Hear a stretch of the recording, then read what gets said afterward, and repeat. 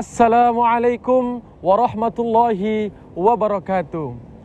Innal hamdalillah nahmaduhu wa nasta'inuhu wa nastaghfiruhu wa na'udzu billahi min syururi anfusina wa min sayyiati a'malina. May yahdihillahu fala mudhillalah wa may yudlil fala hadiyalah. Asyhadu an la ilaha illallah wa asyhadu anna Muhammadan abduhu wa rasuluhu la nabiyya ba'dah. Allahumma salli wa sallim wa barik ala Sayyidina Muhammadin wa ala alihi wa sahbihi ajmain. Subhanaka la ilma lana illa ma 'allamtana innaka antal alimul hakim. Rabbi shrah li sadri wa yassir li amri wahlul 'uqdatam min lisani yafqahu qawli. Jamaah yang dirahmati Allah Subhanahu wa taala. Alhamdulillah, tanggal 17 Ramadan yang kita ketahui bersama merupakan malam nuzulul Quran, malam diturunkannya Al-Quran dari atas langit ke muka bumi dari Allah Subhanahu wa taala kepada Nabi Muhammad sallallahu alaihi wasallam.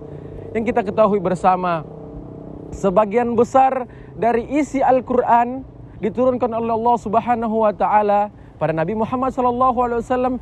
Ini diturunkan pada bulan suci Ramadan. Jamaah yang dirahmati Allah Subhanahu wa taala. Kemudian Allah Subhanahu wa taala mengangsur-angsur selama 23 tahun penurunan Al-Qur'an menurut kepentingan ayat itu kepada kehidupan Nabi sallallahu alaihi wasallam. Jamaah dirahmati Allah Subhanahu wa taala.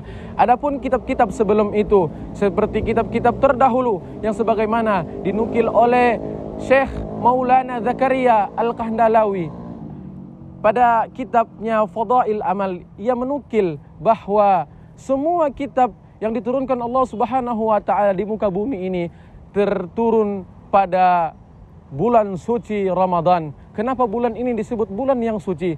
Karena para kitab-kitab itu diturunkan Allah Subhanahu wa taala pada bulan suci Ramadan. Seperti suhufnya Nabi Ibrahim diturunkan pada tanggal 1 Ramadan. Kemudian ada Zabur Nabi Daud alaihi salatu wasalam diturunkan pada tanggal 12 Ramadan. Kemudian ada Taurat dari Nabi Musa alaihi salatu wasalam diturunkan pada tanggal 12 Ramadan. Dan kemudian ada Injil yang diturunkan Allah Subhanahu wa taala kepada manusia melalui Nabi Isa alaihi salatu wasalam pada tanggal 6 Ramadan. Jamaah dirahmati Allah Subhanahu wa taala.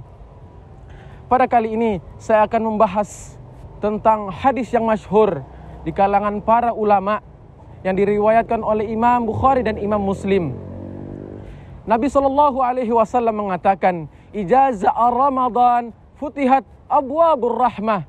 Jikalau datang bulan suci Ramadan, maka dibukakan semua pintu rahmat. Tentu rahmat Allah Subhanahu wa taala untuk bumi, untuk dunia. Lalu jamaah yang dirahmati Allah Subhanahu wa taala, pada rahmat itu Allah itu dalam kitabnya Sunan Tirmizi dikatakan innalillahi mi'atar rahmah. Allah itu mempunyai 100 rahmat. Satu rahmat Allah Subhanahu wa taala bagi semenjak awal penciptaan alam semesta sampai hari kiamat nanti. Dan kemudian rahmat itu terkumpul banyak pada hari-hari ini, terkumpul banyak pada malam-malam Ramadan. Maka disebutlah futihat abwab. Banyak pintu, bukan satu pintu tetapi pintu-pintu plural, bentuk jamak dari kata bab, abwab. Bab yang artinya banyak pintu, bukan hanya satu pintu. Seperti masjid-masjid mempunyai banyak pintu untuk meraih rahmat itu. Lalu rahmat itu apa hadirin? Ini rahmat Allah Subhanahu wa taala. Rahmat itu adalah kasih sayang Allah Subhanahu wa taala kepada manusia. Kita lihat di jalanan banyak juga yang ada di masjid membagikan takjil. Itu karena apa? Karena berangkat dari rasa kasih sayang, rahmat pancaran Allah Subhanahu wa taala. Alhamdulillah, Ramadan tahun ini walaupun belum normal, hampir normal, kita sudah bisa melaksanakan kegiatan bulan suci Ramadan ini seperti biasa. Kita berkaca lagi ke belakang, 1-2 tahun ke belakang begitu menyedihkan. Mumpung tahun ini, pada bulan ini, jasad ini masih bersatu dengan nyawa, maka saya mengajak, maka nikmatilah Ramadan di sisa-sisa Ramadan tahun ini. Kita tidak paham lagi tahun depan, 2 tahun depan kita akan bagaimana. Zaman dirahmati Allah Subhanahu wa taala. Kata Imam Tirmizi, Ya baghiyal khair, halummah, wahai orang-orang yang suka berbuat baik, kejarlah, ayolah, kejarlah kebaikan tersebut. Satu lafaz kita ridha pada Allah Subhanahu wa taala di bulan Ramadan itu dinilai ibadah.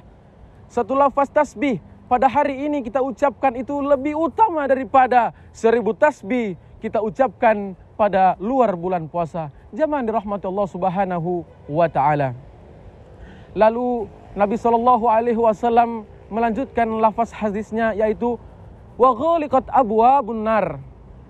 Wa ghuliqat abwabun nar, dikunci pintu-pintu neraka. Ini juga dijelaskan oleh Imam Tirmizi dalam Kitabus Shiyam, karya Sunan Tirmizi, dalam babnya yang pertama. Apa maksudnya? Wa ghuliqat abwabun nar, ternyata pada malam-malam Ramadan merupakan malam pembebasan dari api-api neraka. Hadirin jamaah dimanapun Anda berada, ternyata nama kita ini sudah ada tertulis di dalam catatan daftar surga dan juga tertulis di daftar neraka. Sesuai perbuatan kita, kata Nabi SAW, barang siapa yang melaksanakan kebaikan maka tempatnya di surga. Barang siapa yang melaksanakan keburukan maka tempatnya adalah di neraka. Maka hadirin, barang siapa yang pada malam ini ia qauma dan besoknya ia shauma imanan wa ihtisaban, maka sesungguhnya Allah Subhanahu wa taala akan menghapus namanya dari daftar-daftar ahli neraka tersebut. Amin amin ya rabbal alamin. Kemudian di penghujung hadis Nabi SAW menegaskan ada dua versi. Yang pertama wasufidatus syayatin dan yang kedua wasulsidatus syayatin. Yang artinya dibelenggu atau dirantai setan-setan. Lalu timbul pertanyaan hadirin. Bulan puasa, bulan Ramadan, setan-setan dibelenggu. Kok masih ada yang berbuat maksiat kepada Allah Subhanahu wa taala? Jamaah yang dirahmati Allah Subhanahu wa taala, kita lupa bahwa Nabi SAW pernah bersabda, Inna syaitana yajri, sesungguhnya syaitan itu mengalir dalam tubuh anak Adam, majrad dam, pada pembuluh darahnya. Maka Nabi SAW mengatakan, fadayyiku, maka sempitkanlah, lemahkanlah akses-akses atau aliran-aliran yang menjadi tempatnya berbuat bersemayam setan-setan tersebut. Jamaah yang dirahmati Allah Subhanahu wa taala, pernah suatu ketika syaitan meminta izin kepada Allah Subhanahu wa taala, ya Rabb, izinkan saya untuk menembus kalbunya, hati manusia. Apa kata Allah? La, tidak saya izinkan, tetapi engkau saya izinkan untuk bisa memasuki, untuk bisa mengakses aliran-aliran yang bisa menuju kepada jantung yang tersebut sebagai pembuluh darah. Maka hadirin, di mata ini ada syaitan, di telinga ada syaitan, di lidah ini apalagi, di perut dan di bagian tubuh yang lain lebih banyak lagi syaitannya. Maka bagaimana cara melemahkannya? Caranya, jika darah ini, tubuh ini, jika nutrisinya terpenuhi, maka dia tempat-tempat dari syaitan itu juga akan kuat. Sekarang kita kurangi nutrisi tersebut. Kita dengan cara berpuasa, maka apa yang terjadi? Lemah juga pembuluh darah kita, lemah juga tempat bersemayamnya setan-setan tersebut, berakselerasinya setan, berbuatnya setan-setan, lemah, ikut lemah karena tidak ada asupan nutrisi pada tubuh kita. Hadirin dirahmati Allah Subhanahu wa taala, inilah arti dari wasufidatus syayatin. Ketika orang yang berpuasa, Allah Subhanahu wa taala membelenggu setan yang ada pada dirinya melalui orang-orang sufidat, orang-orang yang melemahkan jalur-jalur tempat setan itu bersemayam. Jamaah yang dirahmati Allah Subhanahu wa taala, inilah yang dapat saya sampaikan, lebih dan kurang mohon dimaafkan. Billahi shawbil haq, wallahu muafiq ila aqwamit thariq. Assalamualaikum warahmatullahi wabarakatuh.